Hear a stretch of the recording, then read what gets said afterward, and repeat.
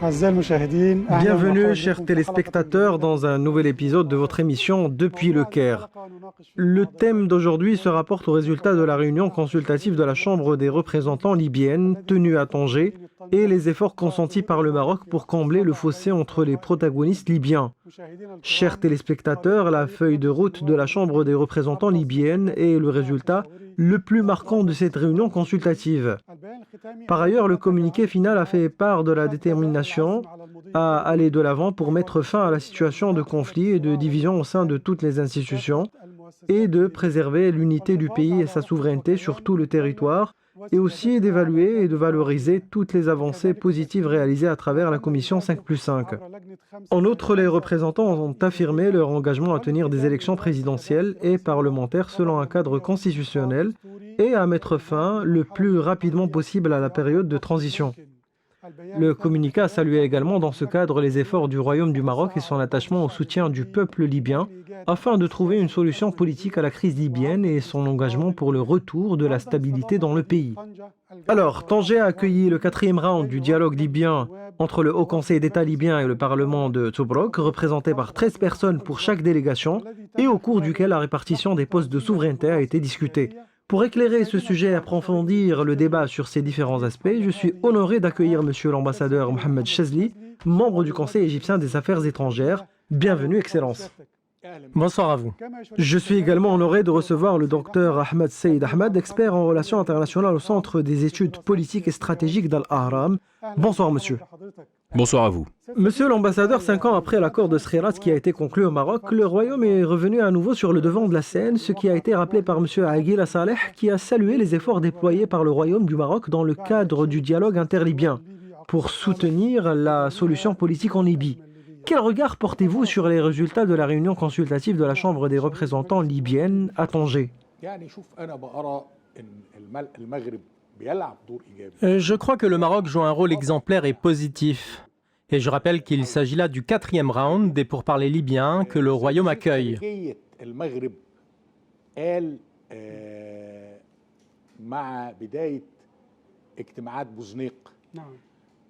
Le ministre marocain des Affaires étrangères a déclaré au début des discussions de Bouznika que le Maroc cherche à assurer de bonnes conditions pour la réconciliation libyenne et qu'il n'a pas d'agenda ou de programme propre pour la Libye.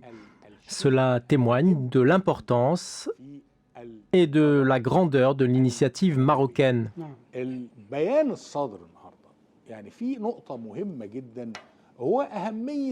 Il y a aussi un point essentiel dans ce communiqué final qui concerne l'importance du processus de réconciliation et la présence de 13 membres de chaque délégation qui éliront les responsables au poste de souveraineté, le président, le vice-président, le chef du gouvernement.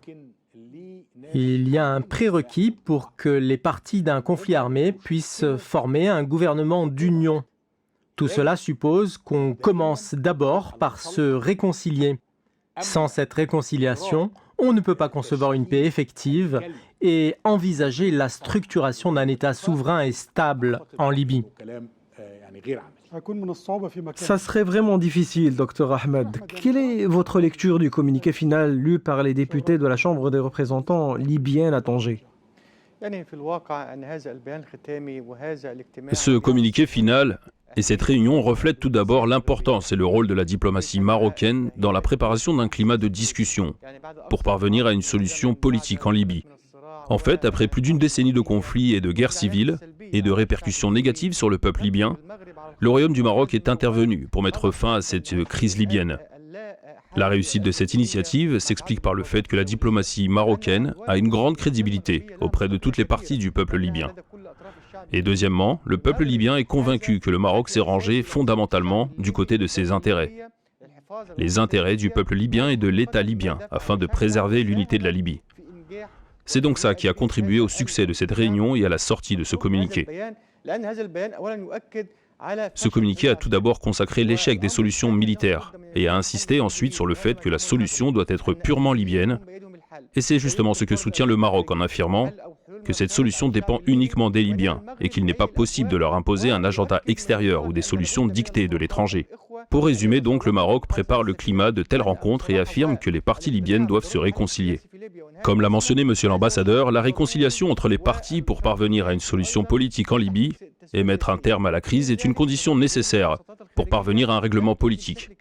Sans cela, les efforts de médiation externe ne porteront pas leurs fruits, comme c'était le cas des efforts déployés par plusieurs autres pays.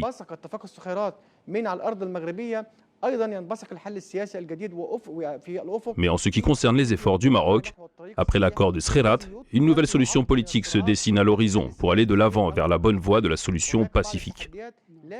Oui, il y a des enjeux et des défis, mais la réunion qui a eu lieu à Tanger et ce dialogue direct entre les parties et l'unification de l'institution libyenne sont tous basés sur un concept majeur, qui est la restauration de l'État libyen, de l'unité libyenne, des institutions et du peuple pour mettre fin au conflit entre les frères libyens. D'ailleurs, c'est l'objectif majeur auquel aspire la diplomatie marocaine. Effectivement, et la diplomatie marocaine a réussi à travers cette réunion à tracer une feuille de route claire pour parvenir à une solution politique.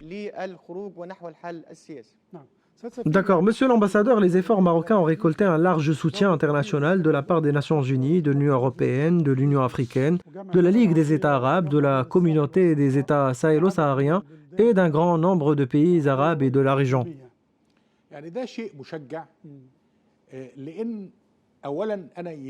C'est une chose encourageante, car il est important qu'un pays arabe joue un tel rôle pour résoudre la crise libyenne, afin de ne pas laisser les mains libres aux puissances étrangères qui voudraient promouvoir leur propre agenda aux dépens des intérêts des Libyens.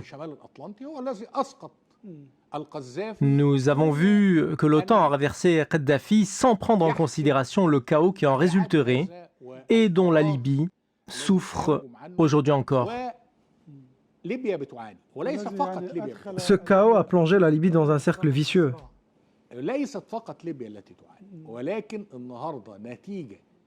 Ce n'est pas que la seule Libye qui souffre de ce chaos. Les interférences de forces extérieures et l'afflux de combattants mercenaires en Libye ont des répercussions au-delà de ses frontières et cette menace ne concerne plus seulement les pays d'Afrique du Nord. C'est devenu une menace pour le monde entier. Il faut donc tirer les leçons du passé.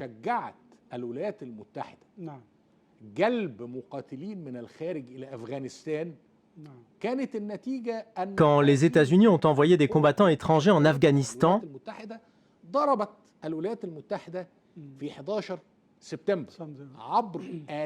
cela s'est retourné contre l'Amérique avec les attentats du 11 septembre 2001.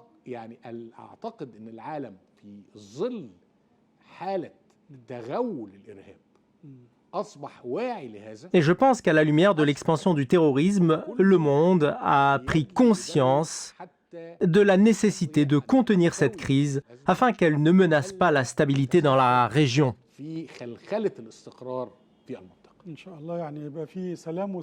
C'est ce à quoi nous aspirons, en tout cas, que la paix et la stabilité règnent en Libye et dans la région.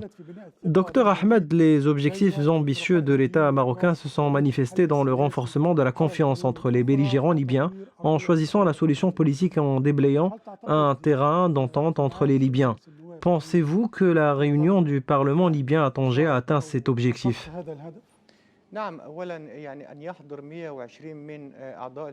Oui, et la présence de 120 membres de la Chambre des représentants libyens, représentant à parts égales l'Est et l'Ouest, le Parlement de Tobrouk et le Conseil d'État libyen à Tripoli, représentent en réalité un grand succès diplomatique pour le Maroc. C'est une étape sans précédent qui reflète la crédibilité et la grande confiance dont jouit la diplomatie marocaine auprès de toutes les parties libyennes. Et comme je l'ai dit, le Maroc ne vise que l'intérêt libyen et la diplomatie marocaine est basée sur une philosophie claire qui exige que les Libyens eux-mêmes trouvent une solution. Ils doivent donc être encouragés en leur préparant le climat sans obstacle. Je pense vraiment que cette réunion représente une avancée majeure en termes de gestion de la crise libyenne, car le pari dans le passé était un pari militaire et il a échoué. Car il n'était dans l'intérêt d'aucune partie, même si l'on gagne une bataille ici ou là. Regardons le résultat. La Libye est un pays riche en pétrole et en richesses naturelles. Néanmoins, le peuple libyen souffre de problèmes économiques et de la détérioration des services et des infrastructures, y compris l'électricité et l'eau, dont l'état d'inertie et la multiplication des interventions extérieures avec des agendas spécifiques des puissances internationales.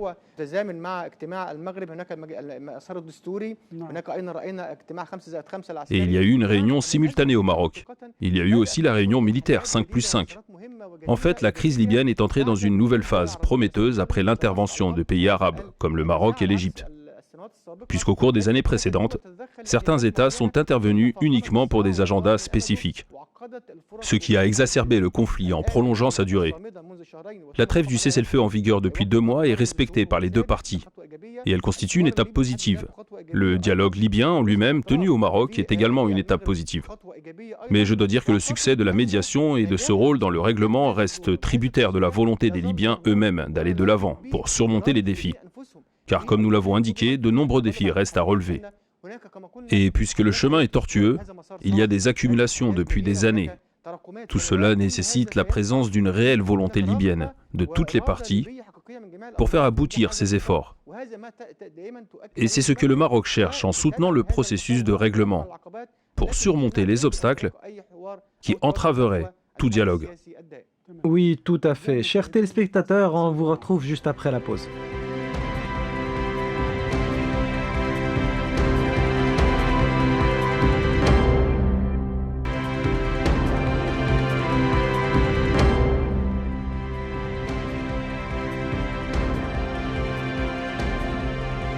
Chers téléspectateurs, nous voilà de retour pour la suite de votre émission. Monsieur l'ambassadeur Mohamed Chazli, le rôle marocain dirigé par le roi Mohamed VI a ouvert la voie aux Libyens depuis l'accord de Skhirat en 2015, passant par le dialogue de Bouzneqa qui représentait la première étape qui a mis fin à l'impasse qui a marqué la crise libyenne tout au long des 4 périodes de transition que la Libye a traversées, de sorte que l'accord de Tanger est venu renouveler l'espoir de l'ouverture d'une issue à la crise libyenne. Comment voyez-vous tout ce chemin parcouru ?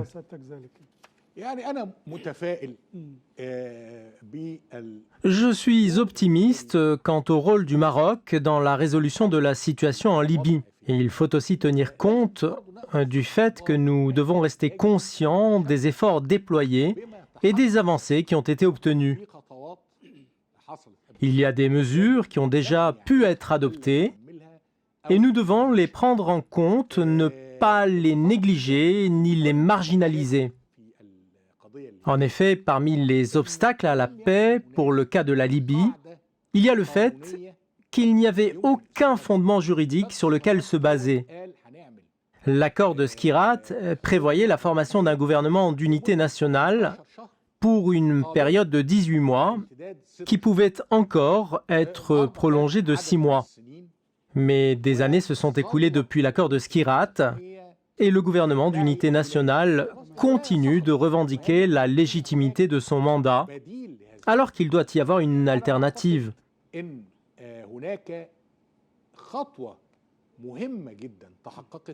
Je pense qu'un pas important a été franchi lors de la réunion de Berlin, qui a réuni plusieurs pays et a identifié des étapes essentielles, telles que l'unification de la Banque centrale libyenne et du Conseil libyen pour l'investissement, ainsi que l'interdiction des exportations illégales de pétrole. Celles-ci permettent de financer le conflit. La guerre est coûteuse. Il faut des chars, des avions, des munitions, des armes. Et tout cela a besoin de financement. Et pour pouvoir maîtriser la situation, les sources de financement doivent être contrôlées à l'intérieur de la Libye, notamment par le biais de la Banque centrale, du Conseil d'investissement et de la compagnie pétrolière nationale. Il faut aussi dissoudre les groupes armés et les milices qui doivent remettre leurs armes à l'armée régulière afin d'unifier les forces armées libyennes. Un pays ne peut être gouverné si les forces armées y sont en conflit et se battent entre elles. Toutes ces mesures doivent être prises et je suis optimiste que cela se produira. Effectivement. Docteur Ahmed, l'un des résultats les plus importants de la réunion consultative de la Chambre des représentants libyenne et l'accord de la tenue du Conseil libyen sur le territoire libyen à Radamès. Pensez-vous que c'est le début d'une bonne voie politique pour résoudre justement la crise libyenne? Oui, effectivement, parce que la tenue de la réunion à Radamès en Libye, après le Maroc, met d'abord fin à la division et confirme la conviction des différentes parties quant à la nécessité de la cohésion de l'unique organe libyen, car la division précédente est un fait qui a conduit à la désintégration de la Libye entre deux parlements. Un parlement à l'est, un parlement à l'ouest, une autorité à l'est et une autre autorité à l'ouest, et des milices militaires ici et là. En plus du bloc de l'armée nationale à l'est, ce fait représente une contre-tendance au concept d'État national, car la philosophie du dialogue de Tanger et le rôle du Maroc visent à préserver l'État libyen, l'unité du peuple libyen et des institutions libyennes. Et c'est la seule bonne issue afin de sortir de cette impasse et de parvenir à un règlement politique permanent et global qui inclut toutes les régions de l'État libyen, sous l'égide d'un gouvernement national qui représente tous les groupes et toutes les tribus du peuple libyen, de sorte que la richesse du peuple libyen soit profitable pour tout le peuple, en plus de mettre fin aux interférences extérieures et désarmer les milices. Je crois que le dialogue qui aura lieu à Radamès représente une étape non moins importante que la tenue du dialogue 5+5 des commissions militaires à Sirte et la réouverture de la route reliant la ville portuaire ouest de Misrata et le nord de Sirte. Donc nous assistons à un véritable élan et nous avons commencé à cueillir les fruits des efforts de la diplomatie marocaine et le rôle du Maroc dans cette crise libyenne,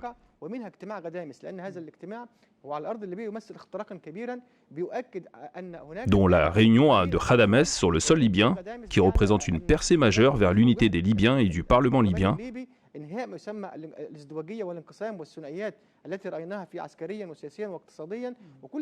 et la fin de la division et du dualisme que nous avons vu sur les plans militaires, économiques et constitutionnels. Mais tout cela nécessite aussi une vraie volonté libyenne, car c'est la base du succès de ces efforts.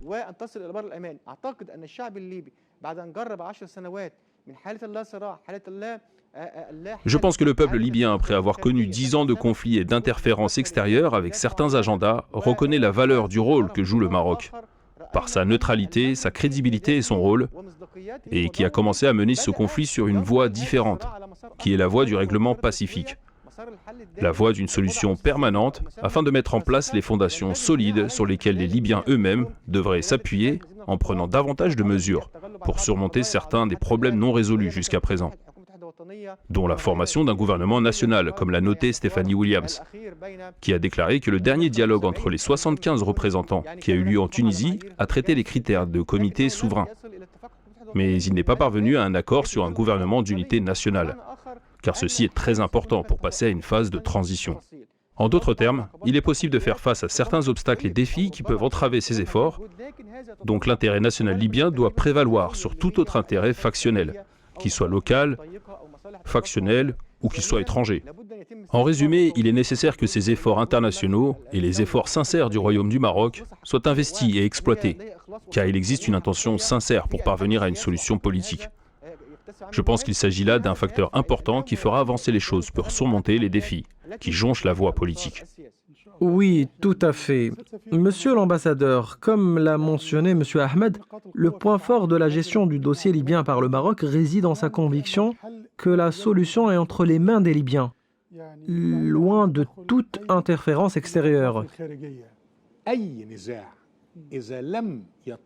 Dans tout conflit, si les parties ne sont pas disposées à la réconciliation, tout effort extérieur est voué à l'échec. Nous devons convaincre les parties qu'elles sont engagées dans un conflit qui n'est pas un jeu à somme nulle, mais plutôt à solde négatif où tout le monde est perdant. Car le peuple libyen est menacé dans son existence. Les infrastructures s'effondrent, le pays risque la scission. Et il faut que les parties libyennes soient conscientes de tout cela. C'est la conviction du Maroc et de l'Égypte. Lorsque le président égyptien a rencontré le maréchal Khalifa Haftar et Aguila Salah, il a souligné la nécessité de parvenir à une solution libyenne comme première étape vers la réconciliation. sans chercher à imposer une alternative. C'est bien ça le point de départ.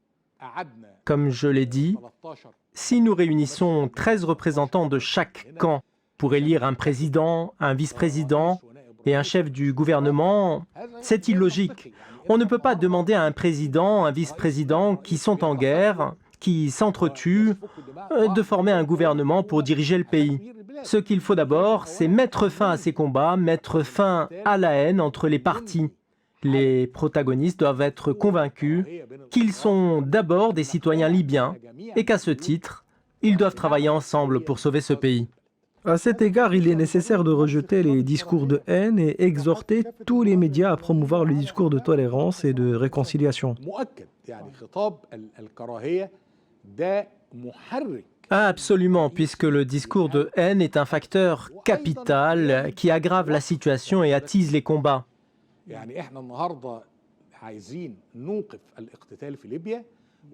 On doit aussi mettre fin à l'ingérence étrangère, car nous cherchons à mettre un terme au combat en Libye, mais d'autres partis continuent à acheminer des mercenaires, des armes et des fonds pour intensifier les combats et le conflit. Ce qui constitue une violation de la Convention internationale des Nations Unies contre le recrutement, l'utilisation, le financement et l'entraînement des mercenaires. En une minute, si vous permettez, il ne fait nul doute que les résultats de la réunion consultative à Tanger, et en particulier la prochaine session de la Chambre des représentants en Libye, constitueront un tournant important qui aura un grand impact, comme l'a mentionné Monsieur l'ambassadeur. Comment voyez-vous cela ? Oui, ceci confirme l'importance du rôle du Maroc en tant que rôle arabe dans la gestion des crises arabes. Afin de résoudre la crise libyenne. Les interventions étrangères, non arabes j'entends, ont compliqué ces crises, notamment en Libye. Et le rôle du Maroc, qui a été exemplaire, a mené à bien cette crise, vers la bonne voie et vers un règlement politique. À mon sens, il y a des étapes très importantes qui ont été franchies. Je pense que l'avenir est plein d'optimisme à la lumière de la bonne volonté qui règne, des étapes parcourues, des résultats enregistrés, notamment les résultats de la réunion consultative de Tanger. Chers téléspectateurs, je ne peux que remercier nos deux invités. Notre rendez-vous se renouvellera la semaine prochaine. À très bientôt.